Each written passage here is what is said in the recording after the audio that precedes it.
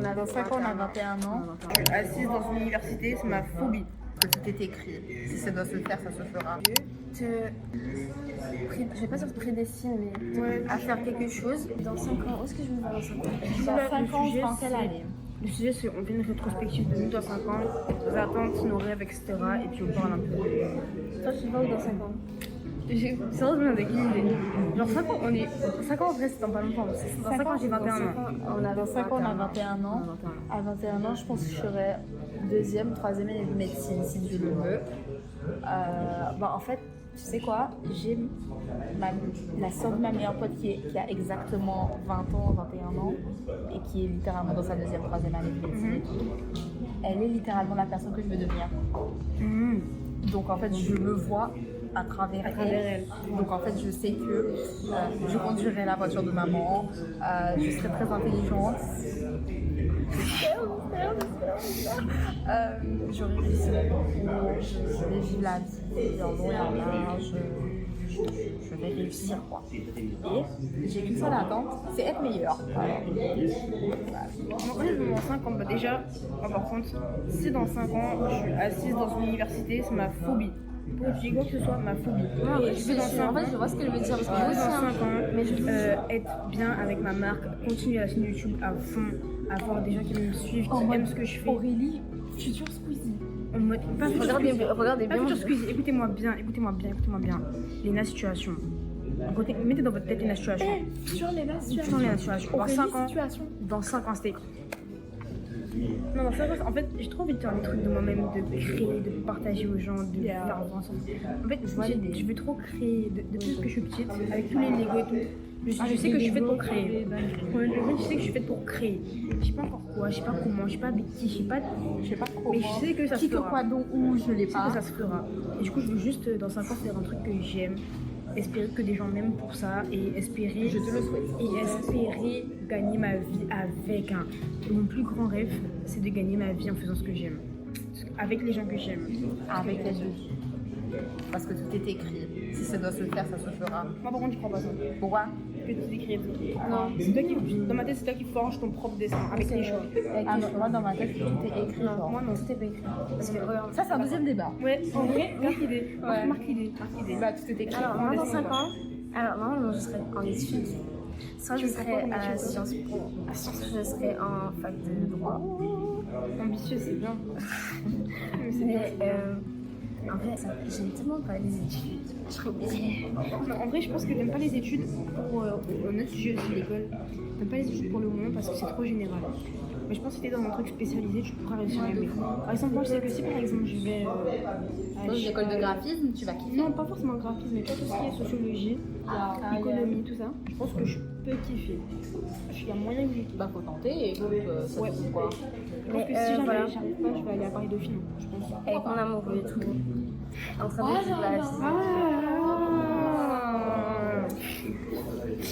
La qui est en love et les deux là, elles sont là. Toi t'as rien, moi je sais pas, elle est. Non, c'est bon, trois situations différentes. Trois situations différentes. Mais voilà, c'est quelque chose comme ça. Et mais j'espère que ce sera bien. J'en ai marre de ce collier. Je me suis retenue. Voilà, on a fait un petit peu. C'est qu'on. Là, on se voit dans 5 ans. Yes. Est-ce que vous croyez que tout est écrit? Pour vous, est-ce que votre vie est déjà tracée? Genre, quand on est, notre parcours est déjà tracé. Peut-être pas le parcours, mais la fin est déjà faite. C'est toi qui vas créer ton truc pour y arriver. Pardon, mais non. Pourquoi? En fait, je pense pas. Genre, en fait, je vois ce que tu veux dire, mais je pense pas. Pourquoi? Mais je pense pas que regarde. En fait, je pense que Dieu te. Je vais pas dire prédestine, mais à faire quelque chose. Et toi, en fonction de tes choix, tu peux passer à côté de ta vie. Genre, par exemple, tu peux. En fait, des fois, des détails, des rencontres, te font passer à côté de ce qu'on t'avait prédestiné à. Tu vois le livre d'Alchimiste, je crois en la légende personnelle. Je crois qu'on a chacun une légende personnelle, un but à atteindre. Et je crois qu'en fonction de nos choix, mais qui est-ce qui se rapprocher de Dieu? Non, moi je crois pas que c'est Dieu. Moi je crois que c'est immédiat. Il y a des gens qui le trouvent, mais plus tard, il y a des gens qui le trouvent dès qu'ils sont nés. Par exemple, dès qu'ils sont nés, ils savent qu'ils sont faits pour un truc. Plus tard, Parce que Dieu t'a c'est vraiment ta légende personnelle. Mais Dieu t'as fait avec tes talents, avec ce que tu es, et c'est ça qui. C'est ça qui, en fait, qui crée une passion, qui donne le start, qui donne le start-up, qui donne le coup de feu pour te montrer que ce chemin-là. Alors, Dieu en fait nous a donné le choix. T'as le chemin, comme on a le bon chemin. Alors, il y a le libre arbitre, Dieu nous a donné le choix. Bah, comme il a donné à Ève le choix, soit tu rentres dans la pomme, tu pars. Là, vous avez 3 religions qui vous parlent du même sujet. Pourquoi toi, c'est quoi ta religion même? Des catholiques. Catholique, témoin de Jéhovah, orthodoxe. Alors, en fait, la dinguerie, c'est. Tout ça va être catholique, témoin de Jéhovah et orthodoxe qui parlent sur leur destin. Alors, en fait, moi, je pense que Dieu, comme il a donné à Ève, soit tu croques la pomme et tu dégages, soit tu croques la pomme et tu dégages, soit tu croques pas et tu restes. Elle a fait le mauvais choix. C'est comme Dieu nous met sur cette terre et nous dit, moi, j'ai tracé ce chemin-là comme ça pour vous, avec cette fin-là et ce début-là, et il va être comme ça. Toi, tu peux le suivre. Moi, je sais comment il va finir et il va bien finir. Oui, ça j'ai pas. Ou tu veux foutre la bouille, pour pas dire l'autre mot, et tu prends un autre chemin. Ça, j'y crois. Mais ça, après, en enfer, c'est ton problème. Oui, ok, parce ça, que je suis l'autre chemin, parce que par contre, à part je crois pas à l'enfer. Moi, je crois pas à l'enfer. Je crois pas à l'enfer. Je crois juste qu'il y a une mort éternelle, qu'il y a un paradis pour ceux qui sont bons. Je crois pas qu'il y a. Et pour ceux qui sont mauvais, la Bible te parle de l'enfer. La Bible en parle. Hein. Il y a un verset qui parle de l'enfer. Alors là. Il parle de la géhenne de feu, ok, mais pas de l'enfer. Mais tu sais que le paradis et l'enfer, c'est deux mots qui ont été donnés à ces descriptions-là. C'est comme les en fait, j'y crois pas. En fait, je pense pas que Dieu, regarde, un Dieu qui aime les humains, il ne pourra pas concevoir de faire souffrir. Mais c'est pas ses enfants. Oui, mais attends. Mais Quand Dieu. Techniquement, c'est nous. Si tu meurs une fois, la mort, c'est déjà un châtiment assez fort pour moi. Oui, sauf que. Alors, Luc 12, 5. Mais je vous avertirai, que devez-vous craindre? Craignez celui qui, après avoir tué, a pouvoir de jeter en enfer. Oui, je vous le dis, craignez-le. Qui est cette personne? C'est Lucifer. Parce que le premier péché qui a été fait, je ne sais plus comment ça se dit en français, c'est quand Lucifer, il a menti, il a calomnié. Il a regardé Dieu, il a dit, moi, je vais être plus fort que toi. Il a mis en jeu la souveraineté de Dieu. On appelle ça en anglais lust. Je sais pas comment dire. C'est l'envie. Mais je pense qu'il parle d'enfer au sens figuré. Tu penses? Personnellement, je crois pas à l'enfer. Dans ma tête, c'est pas au sens figuré, je pense pas. Moi, je pense que c'est parce que par exemple, dans la Bible, il y a l'histoire du mendiant. Le mendiant qui était à la porte du riche. Le riche, il est en train de manger les viandes, les fruits, les légumes, tout ce que tu veux. La belle vie d'époque est un mendiant qui est assis au pas de sa porte. Et en mode, il lui dit oui, s'il te plaît, donne-moi à manger, machin. Il lui dit non, il lui refuse. Le mendiant, il meurt. Et le riche, il meurt aussi.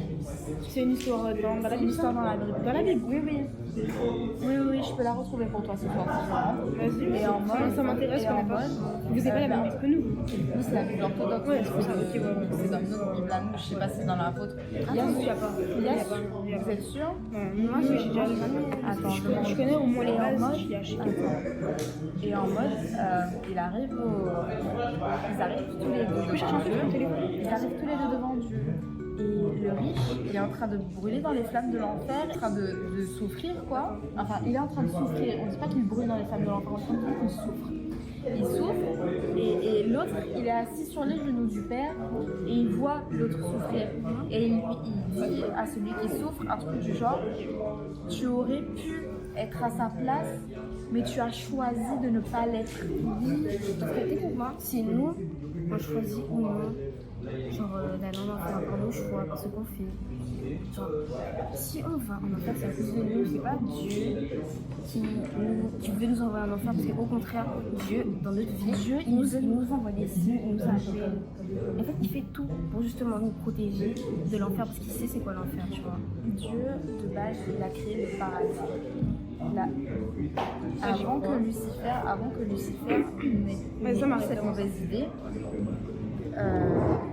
avant que Lucifer ait cette mauvaise idée, Dieu avait que le paradis. Et en fait, ben, Beaucoup de gens croient que l'enfer est un lieu où brûle en feu éternel où les méchants sont punis. Mais est-ce que la Bible enseigne vraiment? et en mode, ben, Ah, est-ce que c'est pas ce que tu parles l'homme riche et de Lazare? ouais. Ouais, bah oui, bien sûr que oui, ça je connais. Voilà. Ouais. Donc en Attendez, moi je fait, connais pas. et en fait, ben, Dieu de base il a créé le paradis. Et c'est après le premier péché de Lucifer que l'enfer a été créé. Quand Donc il a déchu. l'enfer, c'est peut-être pas le feu. Non, pas forcément. Ça peut être la tristesse, ça peut être la colère, ça peut être la gourmandise. En fait, je pense que notre représentation de l'enfer, elle est faussée. Genre, l'image de tout ça, c'est peut-être pas exactement comme ça. Les mots, Moi, je pense que la souffrance. enfer dans certaines Bibles désigne en fait la tombe, c'est-à-dire la tombe commune aux hommes. La Bible explique que ceux qui sont dans la tombe ont cessé d'exister. Les morts ne sont pas conscients donc ils ne peuvent pas souffrir. Il n'y aura plus œuvre, il n'y aura plus ni œuvre, ni raison, ni sagesse, ni science dans le tombeau où vous pourrez, Ecclésiaste 9:10. L'enfer n'est pas rempli de cris de souffrance. La Bible dit que les impies soient déçus et réduits au silence des enfers. Si dans ma tête, l'enfer c'est juste la tombe, la géhenne. Tu vois, il y a pas dans ma tête, dans ma religion, ce qu'on a toujours appelé le jour du jugement dernier. T'as les brebis, les chèvres, les brebis. Tous ceux qui sont bons, ils passent. Tous ceux qui sont les chèvres, ils passent pas en mode, mais ils vont pas en enfer. Ils vont dans la géhenne, enfin on appelle ça la géhenne de feu, mais c'est que c'est très imagé en fait. En fait, Oui, en la fait, Bible c'est on l'a compliqué vu que c'est très imagé.